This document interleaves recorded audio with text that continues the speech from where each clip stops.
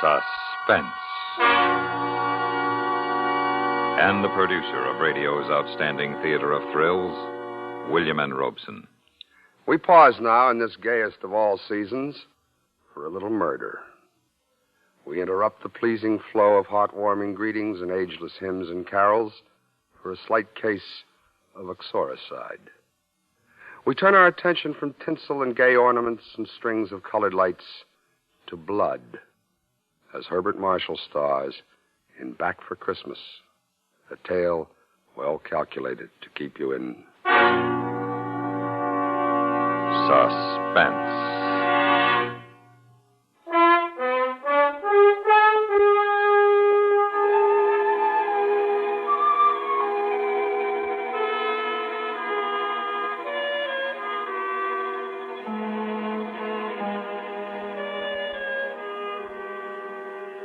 Happy, Mrs. Carpenter?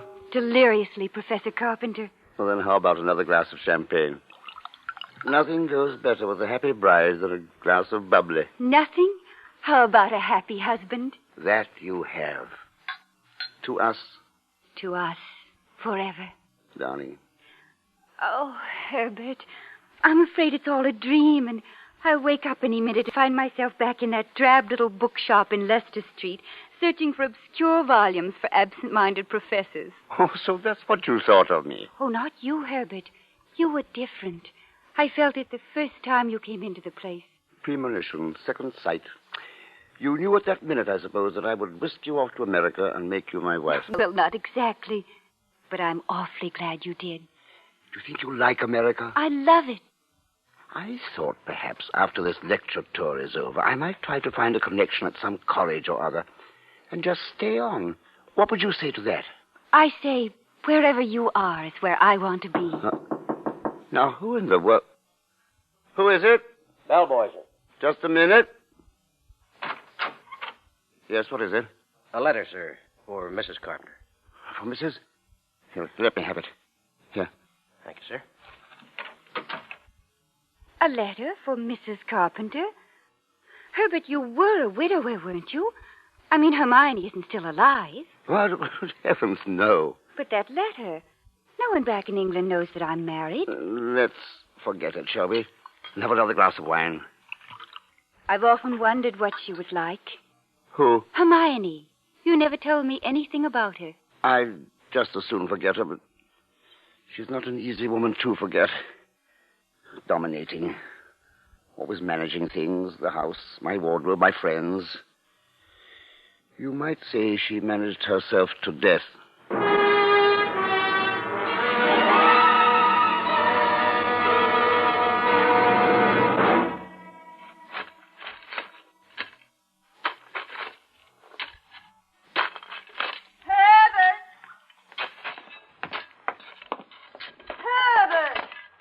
Yes, Hermione. What on earth are you doing down here in the cellar? Putting the finishing touches on this wine bin. Have you taken leave of your senses? Yes, I dare say you have. Look at you, the epitome of the absent-minded professor. Oh, I wouldn't say that. Well, I would. Whatever would become of you if I weren't here to look after you? I wonder. And, well, you might. Have you any idea what today is? Why, Tuesday, I believe. Indeed. And what is going to happen today? Well, according to your plans, we are flying to America on the 9 o'clock plane. Precisely. And the Goodenows are coming in for tea in half an hour. And here you are digging a hole in the cellar. It is not a hole, it's a wine bin. Well, it looks more like a grave to me. Yes, Hermione. Upstairs with you now and get into some clean things. Yes, Hermione. I've already dismissed the cook. You'll have to get the tea things ready while I'm taking my bath. Yes, Hermione. Oh, dear, such a bother to go to. Closing up the house and all, and then having to open it again when we get back for Christmas. Back for Christmas, back for Christmas. Must you keep saying that? Well, why not? We are coming back for Christmas, aren't we? Well, supposing I were offered a position in an American university. Oh, nonsense. Well, they did ask me to come to lecture. That means something. Well, not very much. Americans will pay to hear any foreigner deliver a lecture once. But there's no use building dream castles, Herbert. Nobody's going to offer you a fortune in America. course, the extra money you will get will be very handy when we arrive back for Back Christmas. for Christmas. Yes. Precisely. And it's no good you're making a joke of it. Oh, but heaven knows where you'd be today if I hadn't got a sense of time. Yes, Hermione. Now get a move on. And be sure to straighten up the sitting room and get the tea things out. The second best, the good nose will understand. Yes, Hermione. Now, I'm going up to have my bath now. Call me when they arrive. Yes, Hermione.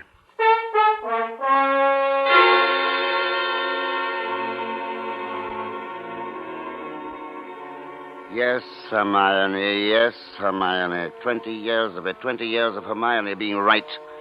20 years of personal management. Down to the smallest detail of which necktie to wear and how many minutes one's eggs should be cooked. 20 years of slow strangulation, which would only have ended in dull death if it had not been for Marion. At least Marion was one detail that Hermione could not manage, could not even imagine. The mousy proprietor of a bookstore, proper, ever so intellectual with her heavy horn-rimmed spectacles, and the absent-minded professor. But such things do happen sometimes, as they did that afternoon last summer. Good afternoon. Oh, good afternoon. Is Miss Markham about? Well, Oh, bless me. Is it you, Miss Markham? Yes, Professor Carpenter. But I say I didn't recognize you without your glasses. Why, I thought you couldn't see a thing without them. I can't. But you're not wearing them. Oh, yes, I am. Contact lenses. Well, I must say. Must save what, Professor? Oh, I never realized what lovely eyes you have. Thank you, Professor. And that frock, it is so becoming. Well, once I decided to get rid of the horn-rimmed glasses, it wasn't too difficult to get out of tweeds. It's a delightful transformation. From cocoon to butterfly. Yes, butterflies are not nearly as lonely as cocoons. You're lonely? I'm completely alone since my father died. Did you never think of marrying? My father was a very remarkable man. I never found anyone who could measure up to him, so... Oh, what a pity. How long have you been alone, Professor? Alone? Well, I knew you were a widower, of course, the first time I saw you. A widower? Oh, I can always tell. It was the same with my father. There's a certain sadness in a man's eyes. A sweet sadness, I think, when he's been married and then... A widower? I never thought of it quite that way. Oh, I have your books. Books? Yes, the ones you ordered last week. That's what you came by for, wasn't it? Yes, I suppose it is. I'd quite forgotten. The Phytotomy of Phalloid Gamophytites and Coniferous Shrubs of North America. Those are the ones you ordered, aren't they? Yes. Thank you. You're very kind, Miss Markham. Why kind, Professor Carpenter? Well, not many young ladies in bookshops who go out of their way to look up rare books for an old professor of botany. Why, you're not old, Professor Carpenter. Really, you look... Besides, I adore botany. It's my particular hobby. No, really? You never told me that before, Miss Markham. I was afraid to. You always intimidated me. You seemed so preoccupied. Yes, I suppose I did. Well, you might be interested in some specimens of alpine polyanthes that were just sent to me by a friend in Switzerland. Switzerland? Oh, I used to go there always for my holidays before the war. You like Switzerland? Oh, every part of it. The lakes, the mountains, the beautiful spring flowers, especially the flowers. It seems that we have quite a lot in common, Miss Markham. I'm sorry we haven't met before. I am, too. But perhaps we can make up for it in the future. Indeed we shall.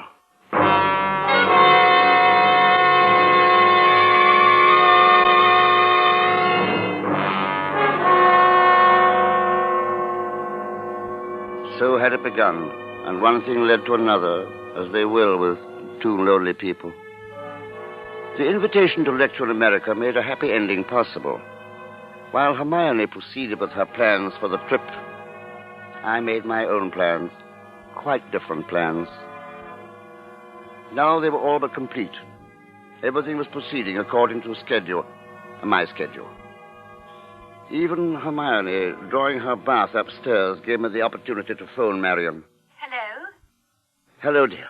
Darling. Are you all packed? Almost. Not much time left. I know. Excited? Breathless. Heathrow Aerodrome, 8:30. I'll be there. I love you, Marion. And I you, Herbert. Herbert? I'm sorry I've got to ring off now, darling. I'll see you at the aerodrome. Tonight and forever, darling. Goodbye for a little. Goodbye. Herbert! Were you talking on the phone just now? Yes, Hermione. Well, whoever was it? Freddie Sinclair. Didn't I hear you say something about seeing somebody at the aerodrome? Yes. Old Freddie said he might possibly get out to see us off tonight. Well, that seems very peculiar. But then all of your friends are peculiar. Yes, Hermione. I thought I told you to change your clothes before the guests arrive. Yes, Hermione. Never mind. Somebody just drove up. Don't let them in. Yes, Hermione. Herbert! Yes, Hermione. Look out the window. There's Professor and Mrs. Goodenough. But who's that with them? Why, it's... Precisely. Freddie Sinclair. Peculiar you should have been talking to him on the phone just now, when here he is coming up the walk. Yes, isn't it? But then, as you say, Hermione, all of my friends are peculiar. Not half so peculiar as you. Digging in the cellar an hour before we leave for America. Just look at yourself. Yes, Hermione. So go and let them in. Yes, Hermione. Open the door and stop saying yes, Hermione. I think, my dear, I've said it for the last time.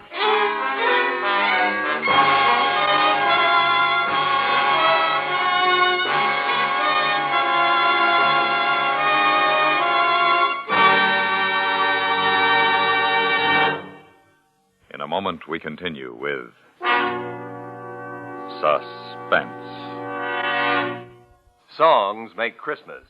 And for this Christmas Eve, you have a very special invitation from CBS Radio to raise your voice in all the old familiar songs in A Carol Sing led by Bing Crosby. On this festive hour-long holiday show, you'll also hear Rosemary Clooney, Maurice Chevalier, Sarah Churchill, the Paul Weston Orchestra, and the Norman Luboff Choir. There'll be pickups of voices raised in Christmas song from far-off corners of the world. Whatever you're doing this Christmas Eve, wrapping packages, trimming the tree, entertaining friends, add new joy to the evening as all of you sing with Bing. And now, we continue with Back for Christmas, starring Herbert Marshall. A tale well calculated to keep you in suspense.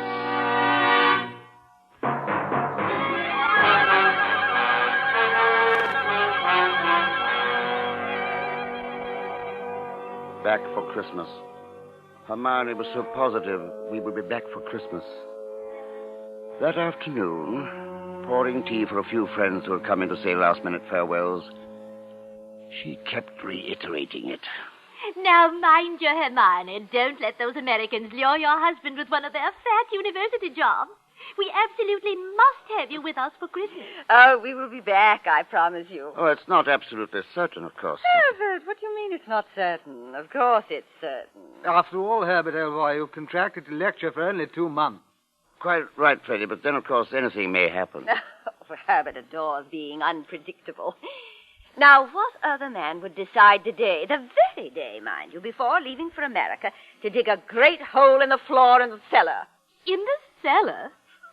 For a wine bin. He's been talking about putting a wine bin in the cellar for the last 2 months, but he never got around to working on it until the last few days. A wine bin? Whatever for? It's the only way to store wines, you know, in the cellar. Even temperature, all that sort of thing. Indeed. In that damp, they'll all turn. A proper wine bin should be made of concrete. Mine will serve its purpose, I believe. Oh, there you are, my dear. Men. They're impractical little boys at heart, all of them. Oh, I don't know, Hermione. Indeed they are. But not all of them are fortunate enough to have as practical a wife as you, Hermione. Oh, not really. Oh, yes, my dear. I know I could never have done what you've done. I'd just go to pieces. Imagine, Freddie, all the things one has to do before such a journey, and Hermione has done them all by herself. Oh, yes, Hermione is quite remarkable. Well, someone had to do them, and Herbert's no help. He's a lucky man to have you, my dear. You realize that, don't you, Herbert? Oh, indeed I do. You have no idea how well I realize it. Well, we really must be going. So soon? Oh, yes. I'm sure even you have at least a few last-minute things you must attend to. But don't forget, you'll be back for Christmas, if you may count on it. Bon voyage, then, my dear Hermione. Goodbye, dear. Goodbye, Hermione. Oh, not yet, Freddie. We'll make our farewells at the aerodrome. At the aerodrome? Why, yes. Herbert said you phoned to say you'd see us off at Heathrow. I phoned? Yes. Just a few minutes before you arrived. But I couldn't have. I've been out for a drive all the afternoon. Oh, come, Freddie. You may as well own up. I say, look here, old chap, I don't know what you're trying to... You see, Herbert can't even lie well. He's red as a beetroot. Aren't you ashamed of yourself, Herbert, stringing poor Hermione along like that? Well, I suppose the game is up. It wasn't Freddie I was talking to, Hermione. Well, I don't see how it could have been. No, I was, well, it was about a little surprise I was planning for you. How sweet. And I have a surprise for you, too, Herbert, when I bring you back for Christmas.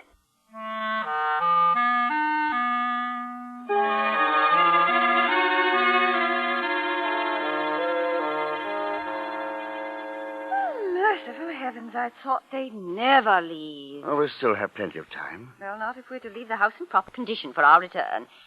Now, Herbert, after you get that dust cloth over the davenport, you can help me with the tea things in the scullery. No. Oh, no, not that way. Herbert, you're leaving wrinkles. Well, who's to see it, my dear? Well, I can see it, and I don't like it that way. Yes, sir. Very well. How's this? A little better. Now, let's get at the tea things. There's a dear. Oh, Herbert. Yes? What was all this nonsense about a surprise for me? Oh, well, if I told you, then it wouldn't be a surprise, would it? Oh, come now, Herbert. We're too old to play children's games. What is it? Well, if you'll come down to the cellar, I'll give it to you. In the cellar? Why in the cellar?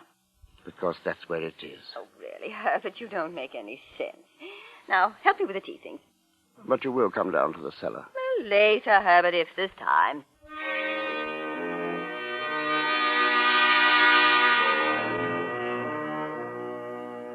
Time. There had to be time. But Hermione was meticulous. And each cup had to be washed and dried just so, and put away in the cupboard in its accustomed place just so. And the silver had to be carefully wiped and put away in its plush-lined box just so. And then, once more, all the dust covers had to be straightened and the windows checked to be sure they were locked. And the time was running short. Now, I think that's everything. Everything but your surprise. Will you come down to the cellar now? Oh, can't you bring it up here? Oh, no, that would be quite impossible. Oh, it's so dusty down there, and I'm all dressed for the trip. I know, but it'll only take a minute, and you'll find it quite worthwhile, I'm sure. Oh, very well. She went ahead down the cellar stairs. As we reached the bottom, I silently lifted a small crowbar from a nail in the wall. She stood in the middle of the cellar, peering around in the ill-lit gloom. Well, I don't see anything but that hole you've dug. That's it. It's in there. Where? Look closer.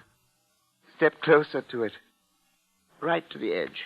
Really, Herbert? Now do you see it? A little large for a wine bin, but just right for a grave.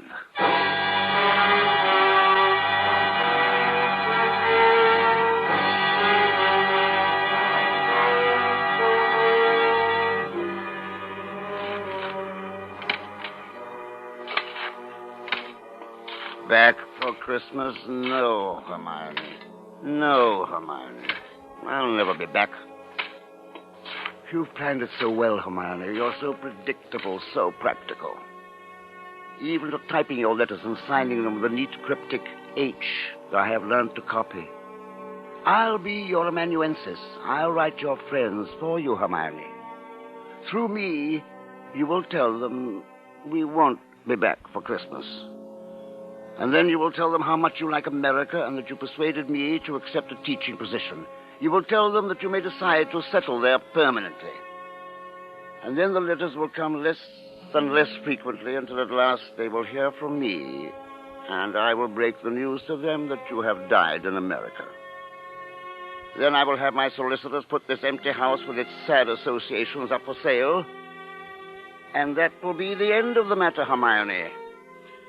Back for Christmas? No, Hermione. No, no, no.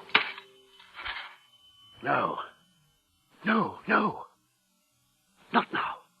Go away, whoever you are, go away. Did I leave the front door unlocked? No, no. I say, Herbert.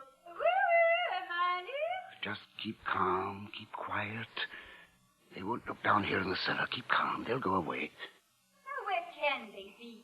Perhaps they popped round to the dell. We must see them. Oh, perhaps the shop.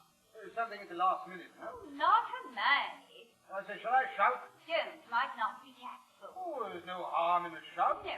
Now, let's come in on our way back. Hermione said they wouldn't leave till 7. All right. Only I do want a last drink with old Herbert. You know he'd be hurt. All right. Let's hurry. We can be back by 6:30. 6:30. There's still time.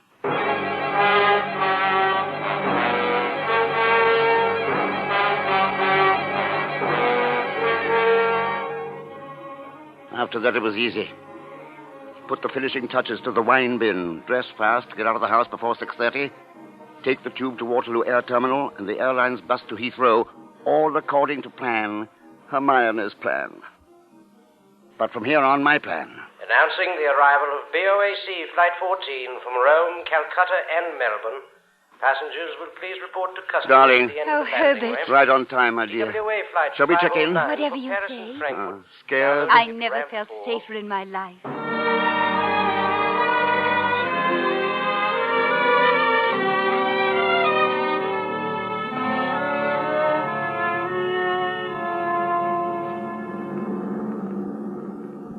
The no smoking sign just went out. Careful of cigarette, darling. Yes, thanks. Ever been on a plane before? No, you? My first time, too. Oh, how nice. To enjoy a first experience together. I was worried. About what? Well, you having been married once, nothing would be new to you. My darling, it will be new. All of it. Is everything all right? Yes, thank you. Would you care for a pillow, Mrs. Carpenter? Were you speaking to me? Yes, Mrs. Carpenter. Would you care for a pillow? No, thanks. I don't believe so. Well, if you want anything, just ring the bell over your seat. Thank you. Herbert, Yes, dear. she called me Mrs. Carpenter. That's right. But I'm not yet. Well, you will be tomorrow, this time. But how does she know? Well, that's the way our tickets read, Mr. and Mrs. Carpenter. Why? I wanted you to get used to being Mrs. Carpenter, straight off. Oh, Herbert, you're a dear. You think of everything.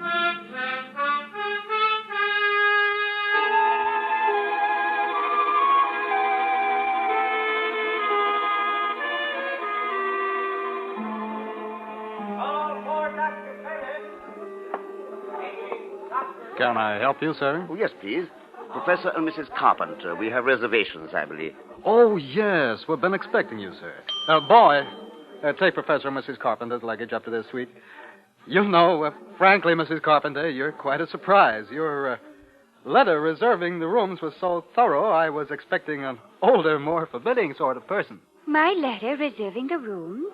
Oh, I wrote the letter, my dear, and I signed it Mrs. Herbert Carpenter, just as a joke. Oh, what a cunning old fox you are, Herbert. Now that I think of it, I am rather.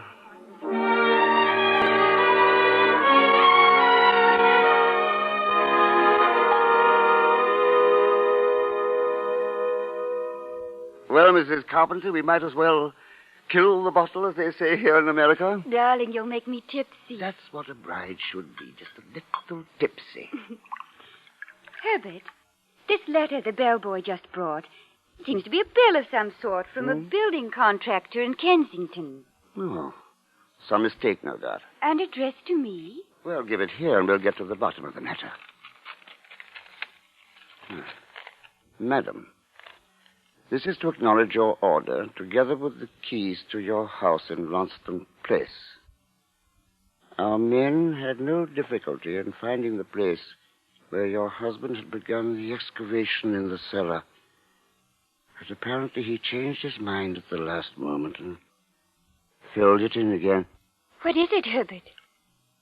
Our men will begin digging tomorrow, and you may rest assured that it will be a professional concrete line job and will be completed in ample time for your surprise Christmas present to your husband. We are happy to be conspirators with you in this thoughtful gesture and hope that Professor Carpenter will be pleased with our construction of his wine bin. Very truly yours, Paul Holt & Sons Contractors. What does it mean, Herbert? It means that Hermione was right. I will be back for Christmas.